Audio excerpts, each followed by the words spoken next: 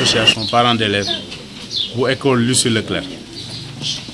ñu ngi leen di sant di leen gërëm seen teewaay di leen wax lu tax ñu woo leen tey ñun dañoo am mbetteel par rapport ak école bi ndax dañoo jël suñuy doom bi Yavuz Selim tëje jël suñuy doom indi ko ci école bi am yaakaar ni parce que soo liiree panneau bi nekk dañu ne école bi existé na depuis 88 ñu am ci école bi yaakaar jël suñuy doom inscrire leen fii bi ñu waree def bac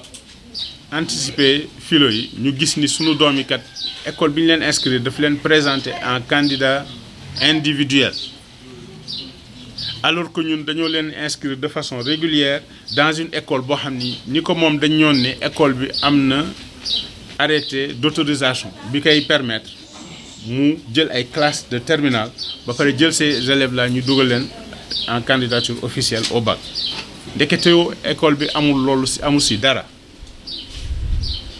ba pare bi ñu waxee am na ba pare bi ñu demee ba ci biir ba ñuy élèves yi di def examen ci la ñu door a xam ñun dañ leen jotee seen convocation que ñoom dañ leen a bind dañ leen a inscrire ci bac bi en candidature individuelle loolu nekk lu ñu jaaxal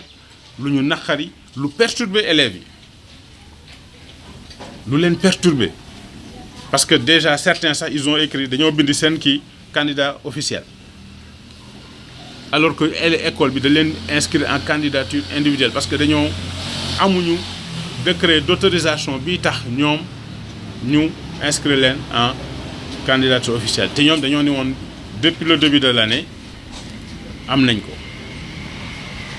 donc mu nekk nax bu ñu nax ñun parents d'élèves yi ba pare boole ci bi loolu amee ba léegi mënuñu jot responsable école bi pour mën a waxtaan ak moom école bi amoo koy waxtaanal parce que amatul directeur technique démissionné na depuis 2 mois benn surveillant général moo fi nekk ak benn comptable madame Sy qui est propriétaire déclarante responsable nanguwul jël suñu téléphone nanguwuñu jël suñu invitation yi ñu koy yónnee nanguwul wax ak ñun sax ci problème te ñun dañoo jël suñu avenir u doom parce que nit ñi xam nañu doom ku sañoon sa doom moo lay gën ñuy fay 40 000 francs par weer ñu jël suñu avenir doom dénk ko ab école ñuy interpeller nag état bi par ces différents services ba wàcc ba ci inspection d'académie cas yu mel ni warul am Sénégal parce que école bu amul arrêté d'autorisation warul jël classe examen parce que ñëw ba sa salle examen ñun la individuel nga alors que yow yaa ngi def sa bopp ni candidat officiel nga dafa am lu muy def ci mentalu élève bi ñun ñëpp jàng nañu gis nañu nu examen préparé surtout bac c'est le diplôme le plus dur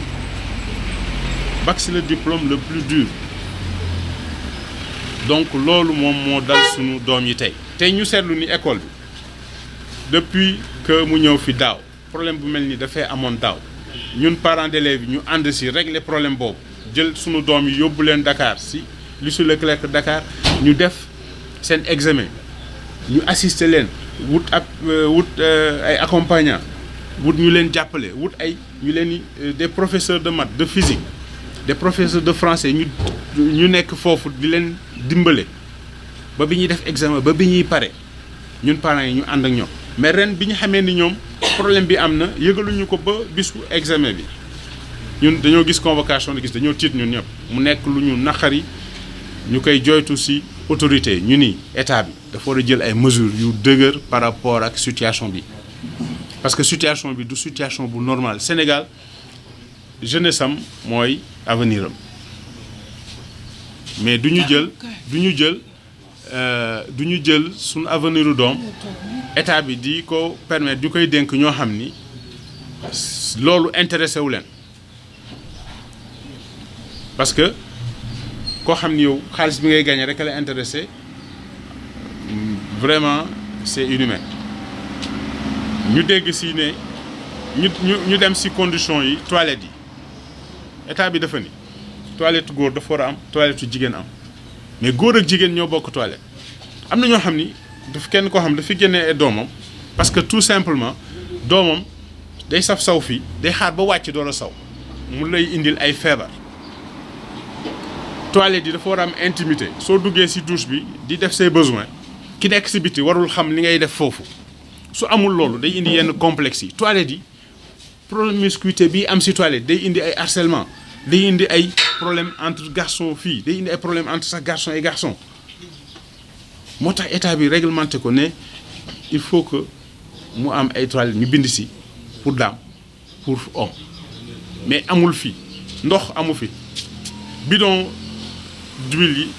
yu ci jeex yi moom la ñuy raxas def ko foofu taaj ko ndox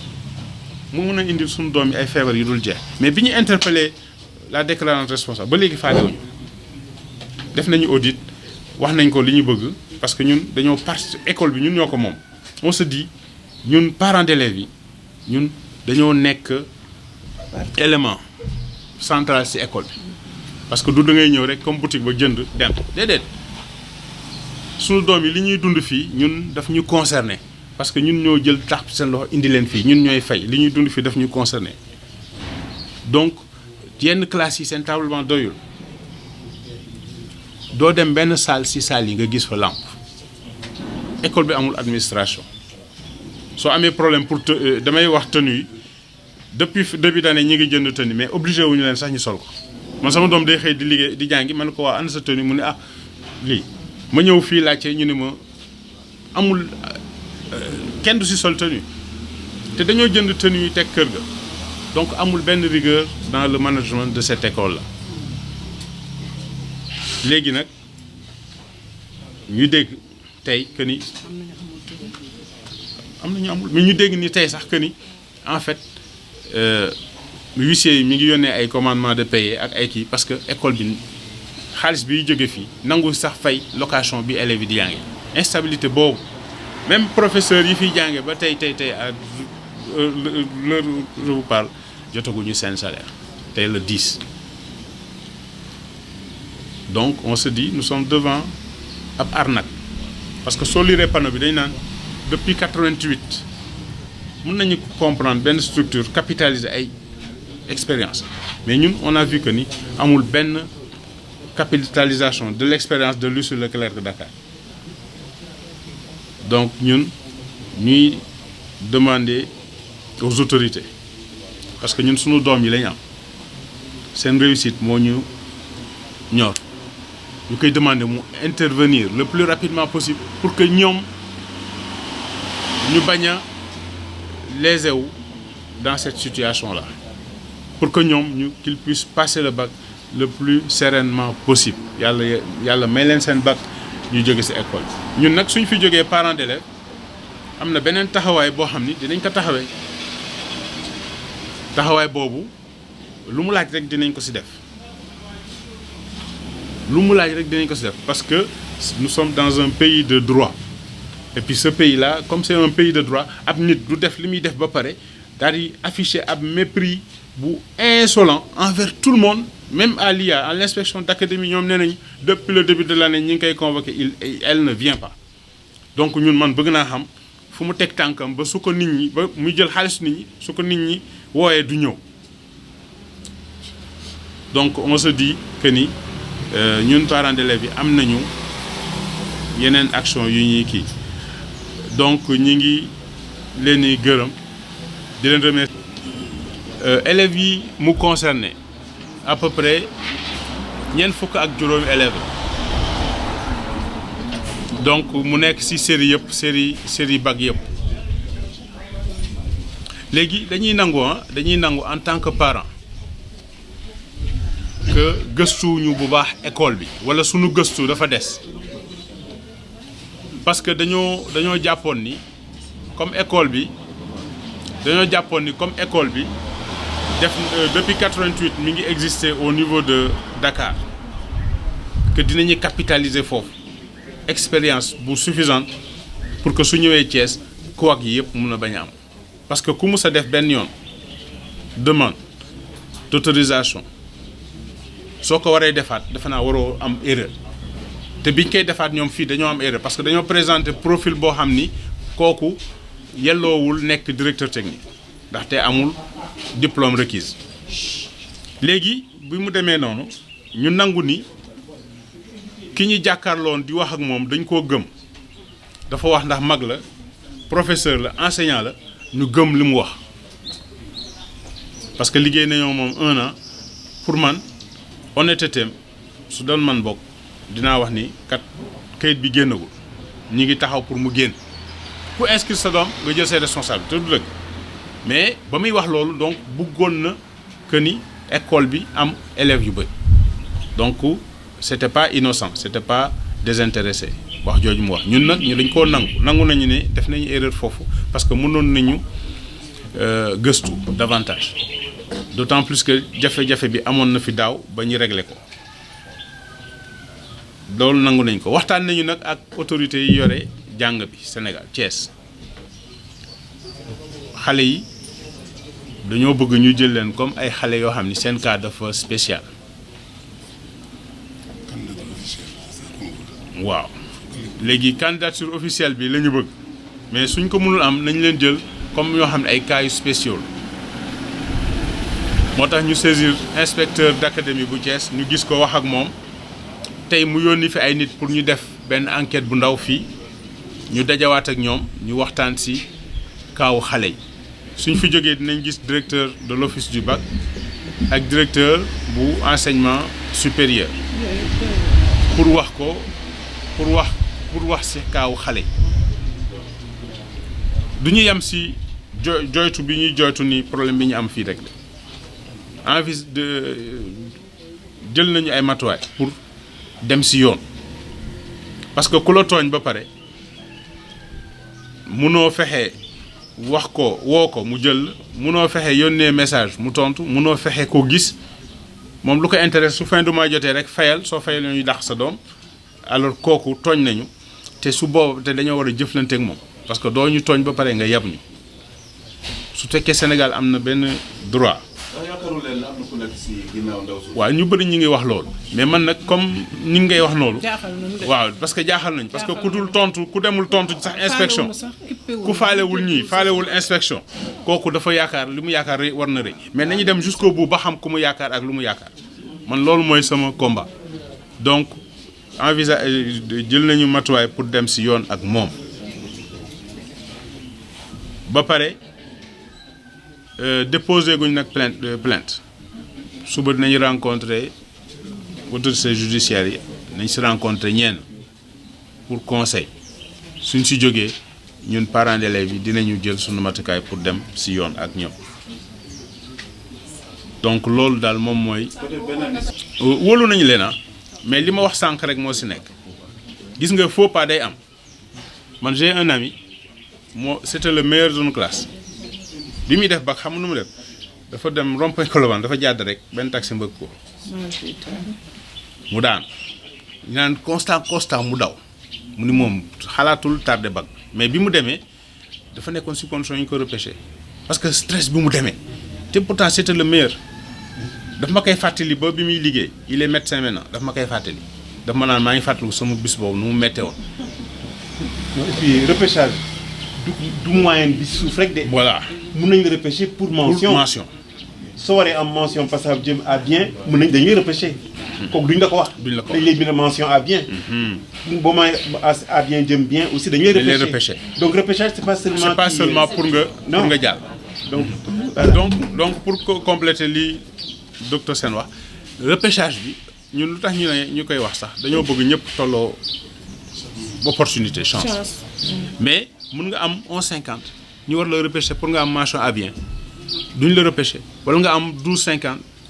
13,50 ñu war la repêcher pour nga am mention très bien loolu lépp ci repêchage bi la bokk donc dañoo bëgg suñu doom am les mêmes opportunités que tous les autres élèves inscrits en classe de terminale. am nañu niveau.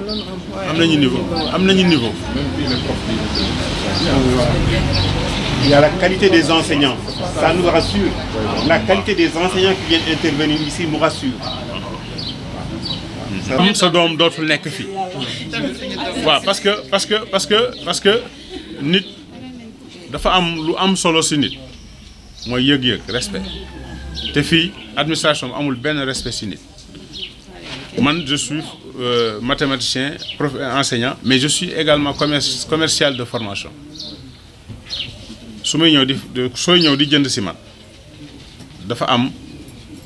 nu may mel envers yow donc man su ma demee si nit di wut foofu benn service dafa am lu ma fay séentu parce que dama yore sama xaalis le client il doit être bien traité loolu mooy sama credo donc man ku fi man de sama mbokk dootu fi ñëwati xanaa ma bañ ko yëg sama doom aussi lu tax ñu toog ni di xoole temps yëpp dañu ne woon su école tëjee rek ñu jël suñu doom yóbbu feneen parce que dañuy fay rek mayuñu ñu donc loolu la incha allah. waaw Moussa Sène ça li ma bëgg a compléter si li président wax léegi ñun on a vécu une situation où on a une part de responsabilité bëgguñu yeneen parents yi di vivre même cas bi donc que ça serve de leçon à tous les parents que ñu xam ne école privée c'est pas du commerce il s'agit de l'avenir des enfants et que suñu dëkk bi dafa am ay textes yu nga xam ne xamuñu ko toujours mais am na ay textes mais donc ñun liñ si bëgg a jàng mooy ëllëg parent buy dem sa école privée na nga laajte yenn yi ndax am na autorisation arrêté d'autorisation comme ni ma ko waxee premier kii bi moom ñëpp a koy am mais ndax am na arrêté d'autorisation te dem nañu ba si biir xam ne loolu rek doyul il faut nga am arrêté ba terminal foofu ngay mënee am des élèves régulièrement inscrits. Deuxièmement, on a appris des responsabilités de l'État. Monsieur Barre wax na ko en début d'année école bu nekk da nga war a def rapport école bi deful rapport IA toog di ko xool donc les responsabilités sont partagées. C'est pas seulement les parents parce que ñun on a confiance en l'administration et c'est l'administration qui nous protège en tant que citoyens. Mais si l'administration est défaillante ñun parents duñu mën def on subit les contre-coups. Leneen li c'est vrai on a plus ou moins rectifié on a fait les démarches on a été voir l'IA on a vu l'IF. Quelle est la différence entre IA et IF? Les parents ne sont pas censés savoir mais c'est une réalité. Boo demee fii ñu ne la kii et les informations étaient discordantes. Voilà une administration qui ne parlait pas le même langage devant un problème donné. ñii dana ñëw repêchage am na ñii dañu repêchage amul. Qui croire? Finalement, on travaille sur la mentalité des enfants. Qu'ils oublient ce problème et qu'ils aillent au bac le plus sereinement possible. Une chose est positive. Ce matin, l'inspecteur est venu, nous a parlé. D'accord? On ne savait pas. Il va parler aux enfants pour leur dire que, en fait, cette situation peut ne pas être déplorable. Et on peut la récupérer. En ce sens qu'ils vont aller au bac et, en cas de besoin,